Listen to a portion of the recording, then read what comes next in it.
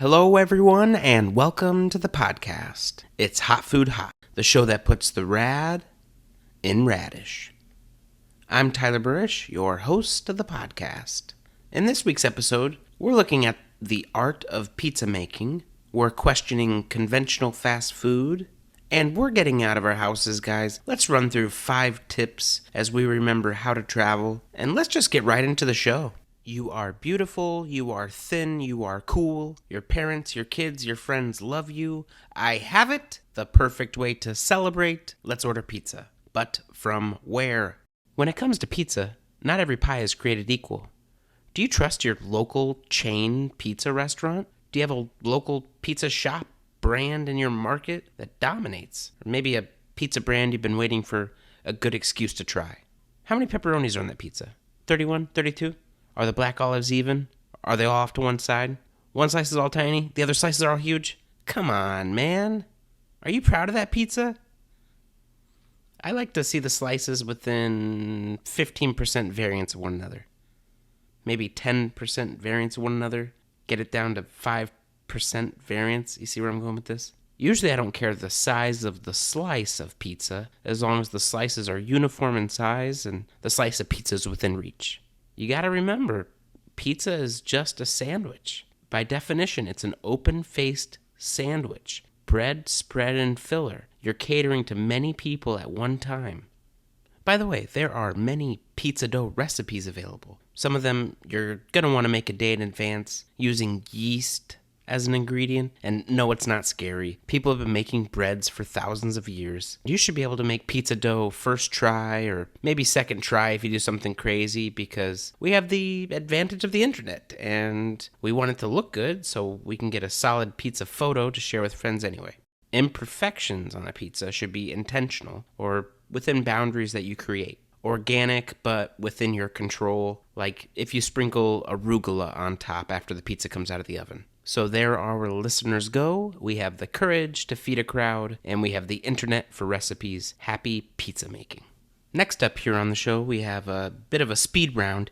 Each week here at HFH Studio, we're collecting in tons of fan mail, fan comments, friends of the show comments all the time. The producers here have asked me to go ahead and run through some of these so we don't get too backed up.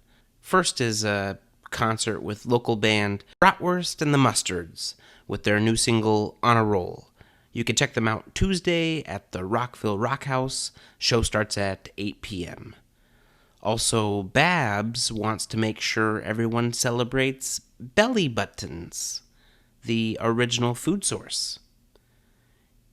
I love this next one. Elaine has emailed in a naming game. Elaine is a longtime friend of the show. She's letting our listeners name her cat, if you can believe that. She says if you pick your favorite ice cream and send it in, she'll name her cat that.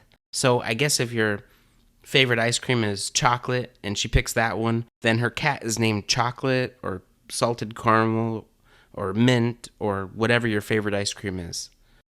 Well, Elaine, I'll give you my submission now. My favorite gelato is Spumoni. Spumoni the cat. God, I love pistachios. We also have Sammy reminding our listeners about sticky rice. Sticky rice being that rice you steam in baskets, and to eat it, you can just grab chunks of it with your thumb and your first 2 fingers and dip it in all types of spicy and sweet sauces. Submit your comments to the Hot Food Hot hotline for a chance to be featured. We got to get to the fast food segment of the show. So let's ask our listeners, what is fast food? Where did that stuff come from? No, I'm not just going to hate on this. Rather, let's have some fun rethinking the concept of fast food in our lives. It's certainly changed during our generation. When I'm looking for fast food, with lowercase f's, I tend to reach for a handful of almonds and back that up with a fistful of blueberries. Because what I'm really looking for is convenient nutrition. If I'm still hungry, I'll go to the fridge and I'll get something else. Maybe I'll slice up carrots and celery or grab an apple. I try to keep some stuff on hand like tangerines. It's, real simple, and it can help prevent you from leaving your house to get something sweet when a craving comes. Now, don't get me wrong, we're all animals, and something about consuming fast food, capital F's, from the chain restaurants will send the feel-good chemicals in your brain in a frenzy. Use those as cheat meals and try to limit or insulate those cheat meals with plenty of regular exercise. I'm not immune to the phenomena of having cravings of fast food restaurants. I too have my fast food, quick service restaurant cheat meal, and for me it's Wendy's. #1 burger, mayo ketchup mustard, with pickles, no onion, double cheese, and what to drink? It's gotta be a root beer. Just do it for the right reasons, or limit them if you can. Chat me up. If you have one, what's your cheat meal, and what tricks do you use to limit them? What's your go-to fast food restaurant, or maybe the one you have to work the hardest to avoid? Alright, I gotta grab a refreshing beverage here. Lemon lime seltzer. Doesn't it blow your mind? Water and bubbles and a little citrus goes a long way. Remember all of a sudden when White Claws hit the scene? It was like all of a sudden something that people have been enjoying for years. Let's call it soda water, lime, a little bit of Grey Goose. It's not quite the same, and it's the same principle, and I think they brew White Claw a little different than that. Let's just put it that way. You put it in a can and make it accessible, slap a cool marketing campaign on it. Social media practically takes over at that point. Next up on the show, we have our travel tips for our listeners. We like to cover travel tips here on Hot Food Hot to help our listeners out and respond to what they're seeing in their travels as well. So this week we have 5 tips for remembering how to travel. As we all embark on future travels, maybe we've forgotten a little bit how to travel, so this is just meant to remind us of how to travel. If you're going on a trip, consider how comparison is the thief of joy. You might have taken a trip before COVID where you were with a lot of people, or you traveled to another country, but this next trip, it can just be this trip. It doesn't have to be like the last trip. It's just this trip, and it's a mindset. So with that being said and done, tip number 1 is start with the view. Wherever you're going, do the scenic view first to establish that you are in that place. Tip number 2, have the headspace of no expectations. You've arrived. Don't stop. Just, this is a moment, and let it roll. Roll with the punches. Eat extra dinner rolls. Relax, because before you know it, you'll be back in reality. Just do what you want to do. Tip number 3, this one actually starts at the beginning of the trip. Pack accurately. Walk around your house, check the shower. Did you get your toothbrush? Did you have some coffee or water or snacks that you wanted to have prepped up? Make it easy on yourself. You're going to like packing your earbuds, and remember from before, if you forget to pack something, be prepared that you may have to buy more socks or a new phone charger, and then make it fun. Those are your new lucky socks, or that's your bonus travel bag charger so you don't forget again.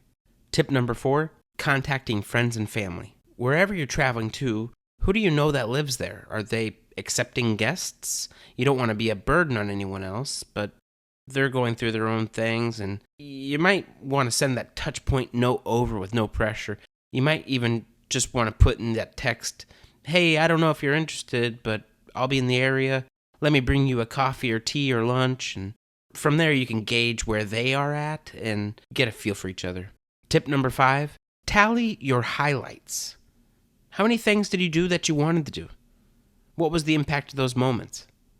If there was a park you wanted to visit, or a restaurant, or some special event or activity, register it. In a couple days, you can have 3, 4, 5 different things, maybe more, maybe less if you want that. It helps to keep track of your accomplishments, so when you leave, you feel like, hey, I really did that, didn't I? Heck yeah, you did, because you're amazing. And that's what I'm talking about. A little bonus tip here, I'm not sure if this is really tip 6, it's just something to consider. Ubers are a little bit different now. The economics seems a little inside out. I don't actually know if it's universal for every city. Just a heads up, take a look at all your rental car or public transportation, friend or family that can drive, those kinds of things. Otherwise, you might be waiting on your Uber driver for a while or paying a little bit more than the number you had in your mind. Balance it out. Do what makes sense for you. You got to make a version of yourself that you like and embrace that version of yourself. I might not see the Eiffel Tower this year, but I've been traveling locally and I'm baking breads, so I found a European grocery store. I'm going to pick up some French flour and just try to match the ingredients because I'm going to make my own French baguettes. Pastries will be next. Les croissants, les pains chocolat. That's it for the show this week, everyone. Thanks for listening. Have a great day and catch you next week for more Hot Food Hot. Life is a journey and we journey together.